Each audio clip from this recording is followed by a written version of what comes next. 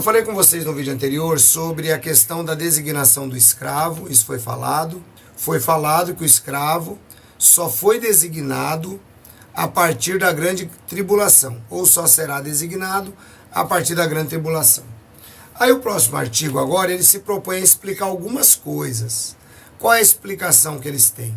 Bom, a explicação que eles têm agora é a seguinte: o artigo, eis que eu estou convosco todos os dias. Vou tentar considerar o mais rápido possível. Eis que eu estou convosco todos os dias até a terminação do sistema de coisas. Parágrafo a parágrafo, explicando como faço sempre. Uma das ilustrações de Jesus a respeito do reino fala de um lavrador que semeia semente excelente, de trigo, de um inimigo que semeia joio entre a semente excelente. O joio predomina sobre o trigo, mas o lavrador ordena aos seus escravos que deixem ambos crescer juntos até a colheita. Na época da colheita, o joio é destruído e o trigo é ajuntado. O próprio Jesus explicou a ilustração. Veja isso no quadro O Trigo e o Joio. Bom, em primeiro lugar, essa ilustração já vai completamente contra tudo que a Torre de Vigia ensina. Porque Jesus Cristo diz que a colheita é a terminação do sistema de coisas. É a terminação, é o fim do sistema de coisas. Conforme nos diz Mateus capítulo 13, 24 a 30 e 37 a 43. A colheita é a terminação do sistema. Então é no fim. Só no fim, quando Jesus voltar, é que nós vamos saber quem é trigo e quem é joio. Somente. Então fica aqui já a minha primeira impressão. Tá? A minha primeira impressão é essa. Só vamos saber quem é trigo e quem é joio quando Jesus voltar. Antes não dá para saber. Parágrafo 2. Os acontecimentos no campo desse lavrador ilustram como e quando Jesus ajuntaria dentre a humanidade inteira a classe do trigo. Cristãos ungidos que governarão com ele no seu reino. A semeadura começou no Pentecoste, em 33 era comum.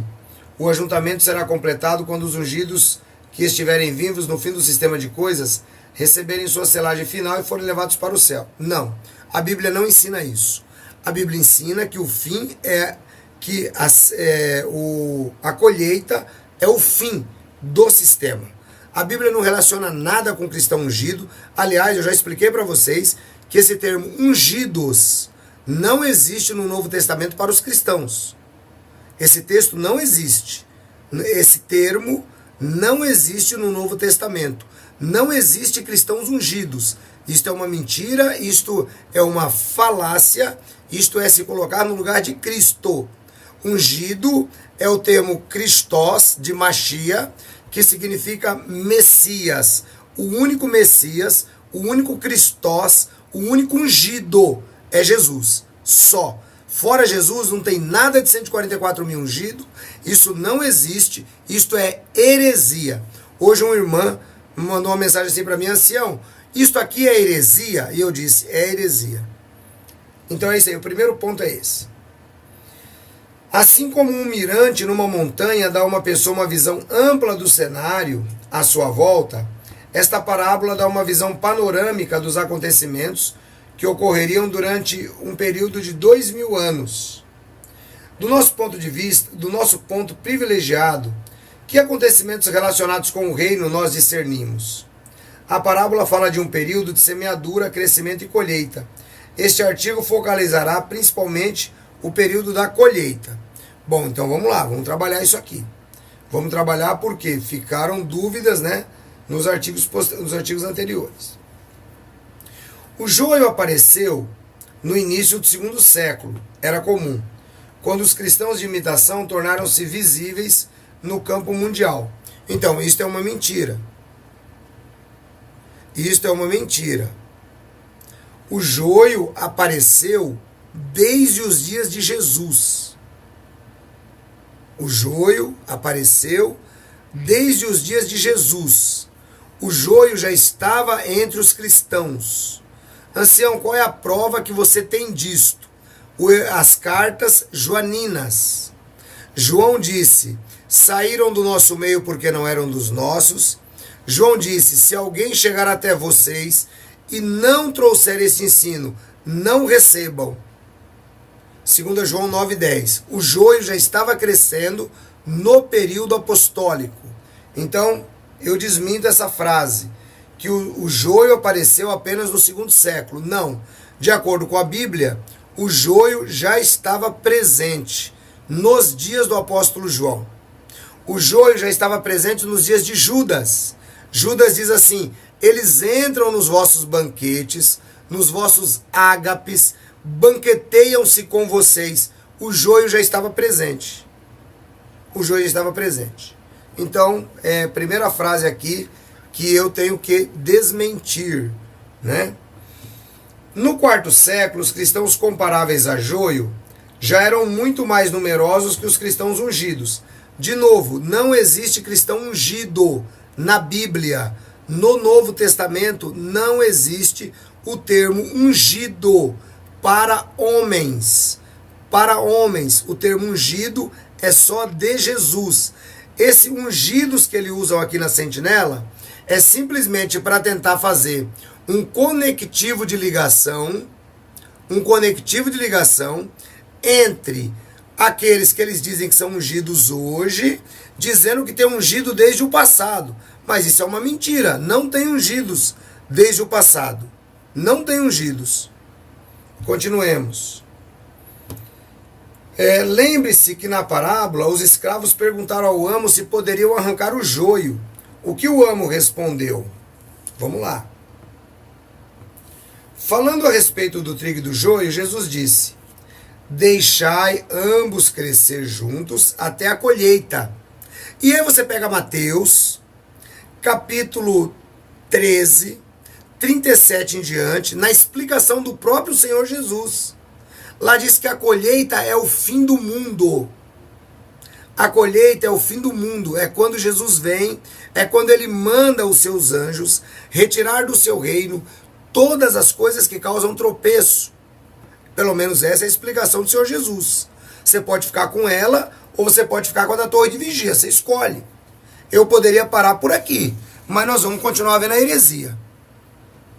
A fala do Senhor Jesus é que a colheita é o fim do mundo. Está lá Mateus 13, do 37 em diante. Pode pegar e ler. E aí eles dizem: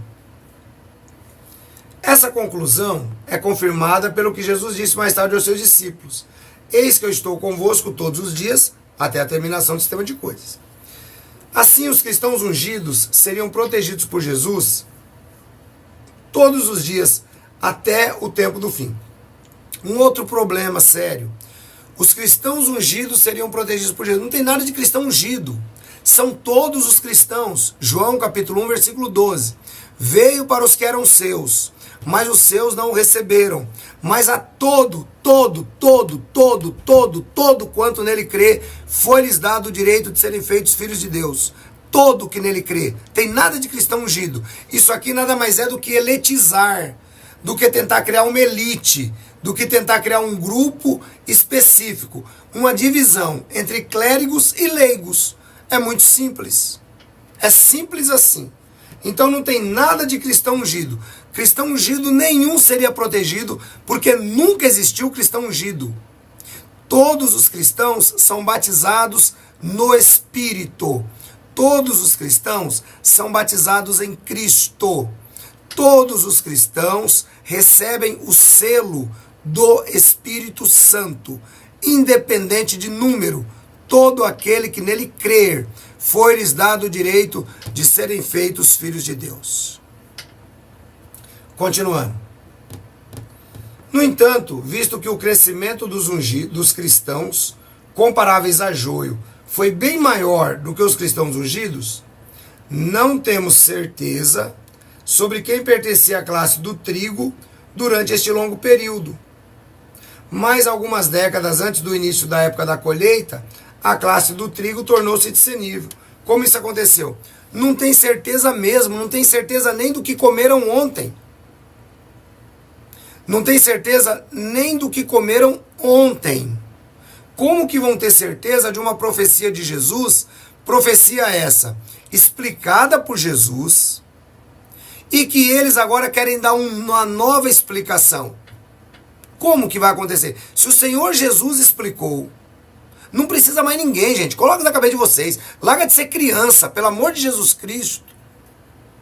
Se Jesus falou que isso aqui é a sentinela e não vale nada, a conclusão que eu tenho que ter junto com você é que isso aqui é a sentinela e não vale nada. Não adianta você tentar pegar isso daqui e tentar tirar uma conclusão diferente. Foi Jesus quem disse. Acabou. Jesus disse: a colheita é a terminação do sistema. A colheita é o fim do mundo. Pronto. Vamos lá. Um mensageiro desobstruiu o caminho. Próximo subtítulo. Séculos antes de Jesus apresentar a ilustração do trigo e do joio, Jeová inspirou o profeta Malaquias a predizer acontecimentos retratados na ilustração de Jesus. Malaquias 3, de 1 a 4. João Batista foi o mensageiro que desobstruiu o caminho.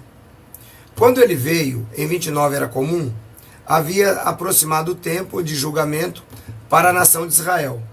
Jesus foi o segundo mensageiro. Ele purificou 2 vezes o templo em Jerusalém. Primeiro no início do seu ministério e o segundo perto do fim do seu ministério. Portanto, a obra de purificação feita por Jeová envolveu um espaço de tempo. Olha que coisa linda. Olha que coisa linda. Eles pegam as 2 situações que Jesus entrou no templo e agora colocam que essas 2 situações representam um período. Sabe o que significa isso? Que eles vão dizer, eu não li ainda, que eu estou lendo no tete a tete aqui, não li ainda. Mas eles vão dizer no próximo parágrafo que haveria de ter um período, e se eu não vou me enganar, pela minha experiência, de 3 anos, 3 anos e meio. Tá? Entre o começo e o ministério de Jesus, entre a primeira purificação do templo e a segunda purificação do templo. E vão relacionar isso com 1914 até 1919. Você duvida que é assim? Eu não li. Não li. Estou falando agora porque eu já conheço o modus operandi. Qual é o cumprimento maior da profecia de Malaquias? Olha só, qual é o cumprimento maior? Gente, é isso que eu não sei se me irrita, eu não sei se eu dou risada, ou eu não sei se eu acho que os caras estão loucos. Essa que é a minha conclusão. Malaquias fez uma profecia sobre Jesus e sobre João Batista. Malaquias capítulo 3 e Malaquias capítulo 4. Ok? A torre de vigia entende que essa profecia se cumpriu em Jesus. Só que olha só que interessante isso, gente. Isso que eu quero que vocês prestem atenção. Prestem atenção nisso. Vocês têm que aprender, entender o modus operandi da torre de vigia. Que é que eu digo, eu não sei se eu choro, eu não sei se eu dou risada quando eu vejo essas coisas aqui. A profecia de Malaquias era sobre João Batista e sobre Jesus. Ok? Fechado isso? Qualquer judeu, qualquer pessoa que estivesse lá saberia que a profecia era para aqueles tempos. Mas olha só que interessante agora, no parágrafo 6 da dita sentinela. Está escrito assim, ó. Qual é o cumprimento maior da profecia de Malaquias? Presta atenção agora na resposta. Durante as décadas anteriores a 1914, Charles Taze Russell e seus associados íntimos realizaram uma obra semelhante à de João Batista. Gente, que heresia diabólica! Os caras colocam aqui na sentinela e todo mundo engole isso. Qual é o cumprimento maior? Os caras pegaram o cumprimento de Malaquias, que é para João Batista, e ninguém mais. Ninguém mais no mundo, é só João Batista. O mensageiro que vai abrir o caminho. Foi testemunhado na Bíblia isso. Eles pegaram agora e colocaram Charles Taze Russell de João Batista. Vocês estão entendendo o que eu estou falando? Vocês estão entendendo a seriedade do assunto? Vocês estão entendendo o que eu estou falando? Uma profecia que é de João Batista e de Jesus, que é o único cumprimento, não existe outro. Único. Cumprimento único. Cumprimento no Messias.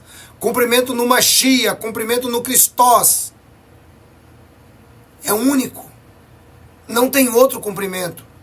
Eles dizem aqui que aquele cumprimento do João Batista com Jesus foi pequenininho. Foi pequenininho. Tem um cumprimento maior. Em quem? Em quem? Você tem uma chance para acertar. Em quem? Quem? Aí você vai assim, ó. Captei a vossa mensagem, ó amado guru. Em quem? Na torre de vigia. Gente, isso aqui é simplesmente maluquice. Isso aqui é de dar risada. Vamos de novo, vamos pro parágrafo, vai. Qual o cumprimento maior da profecia de Malaquias? Cumprimento maior da profecia, gente. Vocês estão conseguindo entender o tamanho da heresia?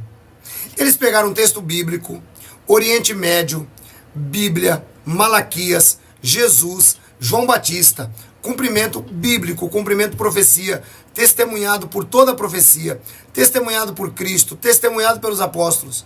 E eles dizem que tem um cumprimento maior, quer dizer, aquele lá não valeu. Aquela foi um cumprimentinho, pequenininho. Porque afinal de contas Jesus também é um Deus menor, né? Jesus é um Deus com D minúsculo. Então aquela foi um cumprimentinho pequenininho. Mas tem um cumprimento maior. Quer ver em quem? Vamos lá. Qual é o cumprimento maior da profecia de Malaquias? Cumprimento maior. Porque em Jesus e João Batista foi pequeno. Durante décadas anteriores a 1914, Charles Taze Russell e seus associados realizaram uma obra semelhante a de João Batista. Essa obra vital envolvia restaurar verdades bíblicas. Os estudantes da Bíblia ensinaram o verdadeiro significado do sacrifício de Cristo. Que grande mentira! Que grande mentira! Durante toda a história do cristianismo, o sacrifício vicário de Cristo sempre foi o tema principal, inclusive da Igreja Católica, sempre foi o tema dos reformadores, sempre foi o tema de todo mundo, o sacrifício de Cristo na cruz do Calvário. Então os estudantes da Bíblia não ensinaram nada de sacrifício de Cristo, eles não explicaram nada. Me dá raiva às vezes dessa hipocrisia, sabe, de tentar dizer que Jeová não operou durante 1900 anos e agora eles descobriram todas as verdades bíblicas. Todas as verdades foram eles que descobriram. Os estudantes da Bíblia ensinaram o verdadeiro significado do sacrifício de Cristo, expuseram a falsidade do inferno de fogo, proclamaram o iminente fim dos tempos dos gentios. Outra mentira. Outra mentira. Charles Taze Russell e seus associados, você pode ler em qualquer bom livro de história, que agora não existe mais história oculta, você pode ler que eles não falaram nada de final dos tempos dos gentios. Charles Taze Russell começa a pregar em 1874 que o fim do mundo viria em 1914. Não tem nada de fim dos tempos dos gentios. Era o fim do mundo. Era o fim do mundo em 1914. Expuser tal. Ainda assim, haviam muitos grupos religiosos que afirmavam ser seguidores de Cristo. Portanto, era preciso responder a uma pergunta fundamental. Quem dentre esses grupos era o trigo? Para resolver essa questão, Jesus começou uma inspeção no templo espiritual em 1914. Essa inspeção de obra, purificação, abrangeu espaço de tempo, de 1914 até 1919. Se você estava assistindo o vídeo anterior, eu sem ler, só por conhecer o modus operandi do assunto, já falei que aquelas 2 idas de Jesus ao templo significava a purificação que eles colocariam para os ungidos de 1914 a 1919. Você está vendo como é que não precisa ser muito sabido para matar a charada do que eles tentam pegar para si, que a Bíblia coloca?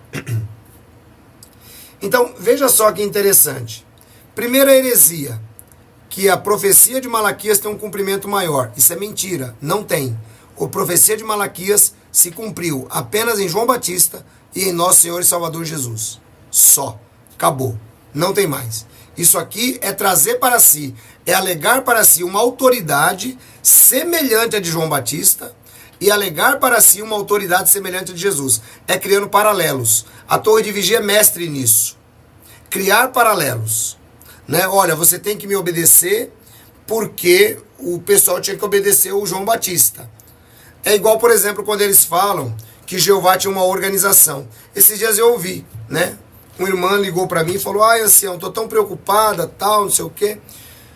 Porque uma pessoa falou para mim que Jeová tinha uma organização nos tempos de Noé. Eu falei: onde estava a organização de Jeová nos tempos de Noé?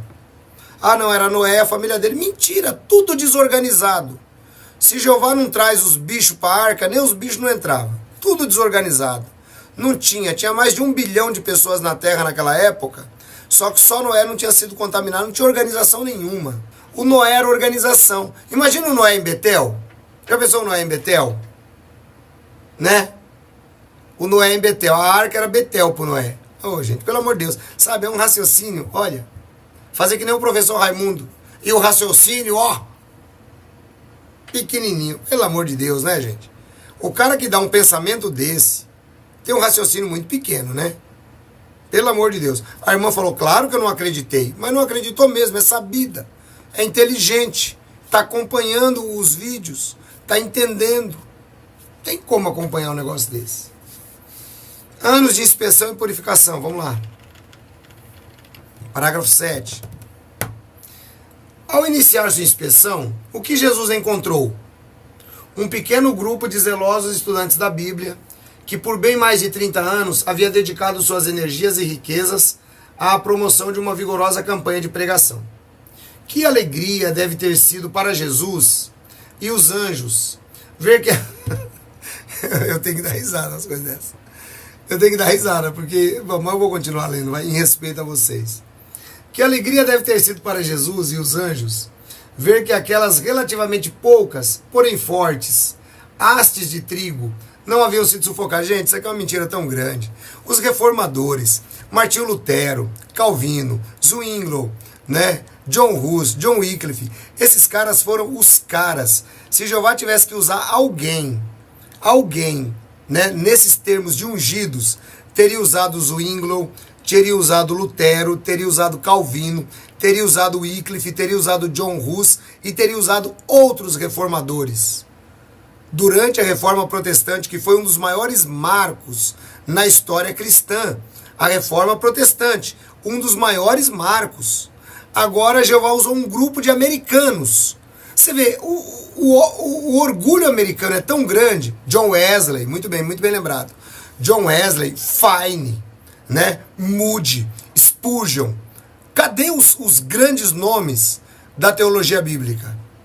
Né? Mas não, quer dizer, você pega um Moody, pega os sermões de Moody para você ver, pega os sermões de John Wesley, pega os sermões de Spurgeon, né? Pega os sermões de John Fine, pega, meu, cara, os caras são loucos.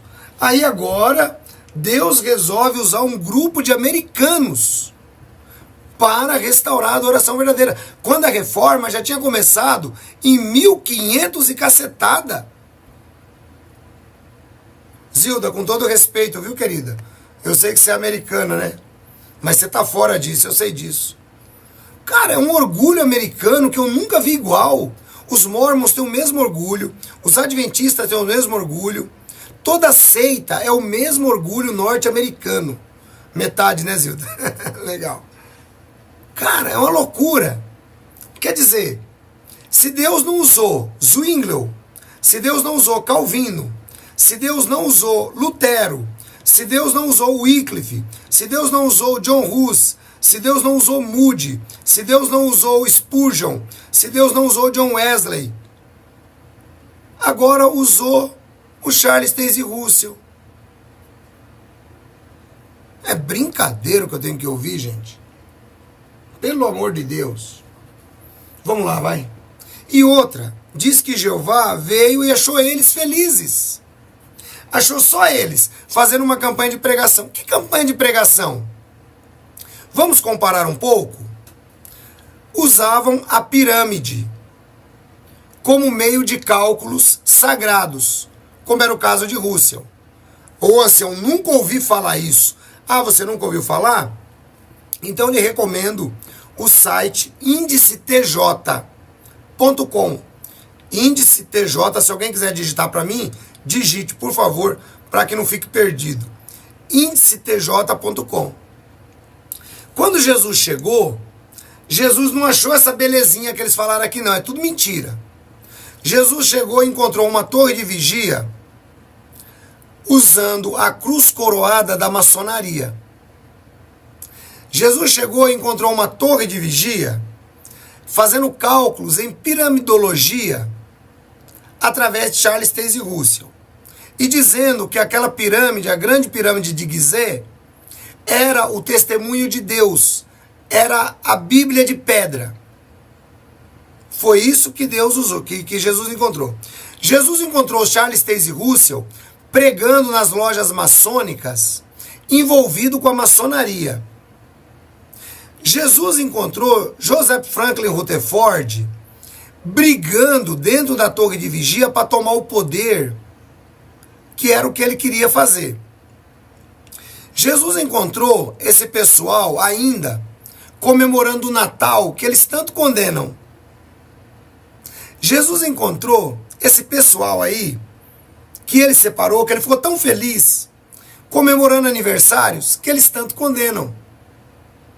Peraí, se eles faziam tudo que todo mundo fazia, por que que Jesus ficou tão feliz? Vou ler o parágrafo de novo. Que alegria deve ter sido para Jesus e para os anjos. Só se for os anjos do Satanás. Ver aquelas relativamente poucas, porém fortes hastes de trigo, que não haviam sido sufocadas. Haste de trigo que não foi sufocada foram os reformadores. Eles sim. Eles vão dizer aqui que Jesus ficou muito contente quando encontrou aquele grupo de estudantes da Bíblia, com Charles Taze Russell, o pessoalzinho lá e tal.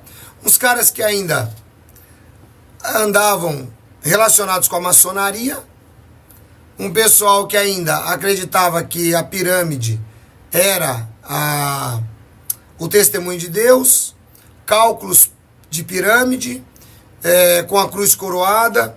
Eles ainda agora condenam o aniversário, comemoravam o aniversário, condenavam o Natal, condenam o Natal hoje, comemoravam o Natal, proibiam vacinas, pessoas morrendo e estava tudo certo. Está tudo certo. Esse é o grupo que Jesus achou legal. Jesus achou esse pessoal fantástico. Jesus falou, poxa, que turma boa eu arrumei na terra para escolher. Pessoal do Charles Taze Russell, pessoal da Torre de Vigia. Escolhi eles. Eles são melhores do que todo mundo. Ó, gente, pelo amor de Deus, né? Isso só entra na cabeça dos três patetas. Muito pretensiosos. Muito pretensiosos. O parágrafo 8 continua, dizendo assim, ó, em fins de 1914, alguns estudantes da Bíblia estavam desanimados, porque não haviam ido para o céu. Deixa eu contar uma história para vocês que vocês não sabem. Talvez os mais antigos saibam. Tem fotos ainda, o grupo de estudantes da Bíblia esperando ir para o céu em 1914, junto com Charles Taze Russell. Todo mundo lá esperando ir para o céu ser arrebatado. Eles ficaram todo mundo num monte, esperando todo mundo ir para o céu. Eu não sabia disso, ancião. Consulte o livro Proclamadores que você vai ver a foto. Claro que eles não vão falar com esses detalhes, né? Vão dizer que eles tinham assim uma esperança. Sempre aquela conversinha bonita, né? Mas aqui ele já dá a deixa certinha. Alguns estudantes da Bíblia estavam desanimados porque não haviam ido para o céu. Mas como que, claro, os caras foram tão idiotas. Eles foram esperar ir para o céu igual qualquer um desses religiosos idiotas. Foram para um monte esperar ir para o céu. Durante 1915... Ah, mas eu não sabia disso, ancião, é verdade? Então, a sentinela está dizendo, você duvide deles, não é de mim. Durante 1915 e 1916, por causa da oposição de fora da organização, o ritmo da obra de pregação diminuiu. Pior ainda, depois da morte do irmão Russell, em outubro de 16, surgiu oposição dentro da organização. 4 dos 7 diretores da Sociedade Torre de Vigia de Bíblias e Tratados se rebelaram contra a decisão de escolher o irmão Rutherford para assumir a liderança. Eles tentaram causar divisão entre os irmãos, mas em agosto de 17 deixaram Betel. Sem dúvida uma purificação. Grande mentira, grande hipocrisia. A história foi a seguinte, eu vou contar para vocês a história E você poderá consultar isso também no índice TJ. índicetj.com, o cisma de 1917. Esse é o nome do artigo que você pode procurar na internet. Digite assim, ó, índicetj.com, o cisma de 1917. Aí você vai entender que não foi nada disso. Isso aqui é uma mentira. O que aconteceu foi o seguinte: Charles Taze Russell, antes de morrer, deixou um testamento dizendo que a organização... Charles Taze Russell não gostava do nome organização. Charles Taze Russell não queria fundar religião. Charles Taze Russell queria um grupo de estudantes da Bíblia, como foi durante toda a vida dele. Era isso. Nunca colocou nome. Charles Taze Russell escreveu contra organizações, contra tudo que você imaginar. Aí o que aconteceu? O Charles Taze Russell deixou um documento dizendo que 4 diretores iriam assumir o poder, incluindo algumas irmãs. Iriam assumir o poder depois que ele morresse, ou seja, haveria... Manja o esquema de Alexandre o Grande? Russell não era um cara burro, Russell era um cara inteligente.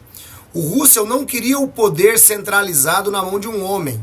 Então o Russell deixa um testamento dizendo que a torre de vigia vai ter que ser administrada por 4 diretores. Entre eles, mulheres. O Rutherford, que tinha um pouquinho mais de conhecimento jurídico, juntamente com outros, né, que eram apoiadores dele, usurparam o poder, acabaram com o testamento do Rutherford e empossaram do Russell e empossaram o Rutherford como presidente da Torre de Vigia. Então isso aqui, que foi um tempo de purificação, eles saíram, isso é tudo mentira. Isso é tudo mentira. Esse pessoal que saiu, eles fundaram outras instituições com as mesmas doutrinas das Testemunhas de Jeová. Entre eles, até hoje, parte do pessoal que é dos estudantes da Bíblia de Chicago. Tá? Então, é essa que é a história. Por que a Torre de Vigia não se deu bem na Rússia? Por que a Torre de Vigia não se deu bem na Romênia? Por que a Torre de Vigia não se deu bem lá em cima? Lá naqueles países da Europa, sabe por quê? Porque lá só tem seguidores de Russell, até hoje. Até hoje. É por isso que a Torre de Vigia não se deu bem lá. Por causa dos seguidores de Russell. E é aqui que você entende um outro detalhe, que eles vão explicar mais na frente, mas eu já posso adiantar para você. Por que o Rutherford, em 1931, escolheu o nome Testemunhas de Jeová? Simples, para se separar da organização de Charles Taze Russell, que eram os estudantes da Bíblia. Ou seja, as Testemunhas de Jeová de hoje, a organização Watchtower, Torre de Vigia, essa que te desassociou, essa que te ostracizou, é apenas uma facção, é uma apostasia de uma outra apostasia chamada Estudantes da Bíblia. Portanto, é uma apostasia de segunda categoria, as Testemunhas de Jeová de hoje. É uma organização apóstata em segunda categoria, porque a primeira categoria é a de Russell. É assim que funciona a coisa. Se você não sabia, fique sabendo. Se você ficou decepcionado, eu não posso fazer nada, mas é a verdade dos fatos. Apenas pesquise. índicetj.com. Vamos lá então. Eles tentaram causar divisão entre os irmãos, tal. Também, alguns estudantes da Bíblia cederam ao medo do homem. Mesmo assim, como um todo, eles aceitaram de bom grado a obra de purificação. De bom grado o quê? O Rutherford com chicote nas costas do cara.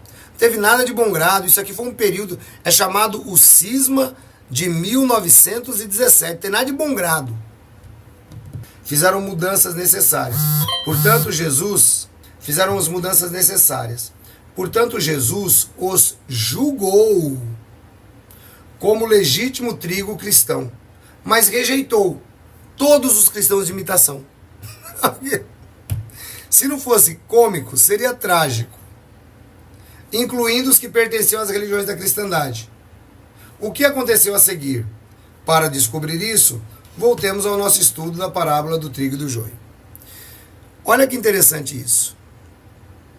Jesus julgou o Rutherford, brigão, bêbado, e ele vivia envolvido com tráfico de bebidas. Isso é fato, isso também é testemunhado. Vivia numa vida nababesca, lá em Betel, e a sua família se lascando lá fora. Essa é a história que nós temos de juízo que forte. Foi o homem que Jesus separou para continuar com a torre de vigia. Aí você vê a quem você estava servindo. Essa é a história. Ancião, poxa, você pega pesado, ancião. Não é que eu pego pesado. Contra fatos não há argumento. É simples assim. Contra fatos não há argumento.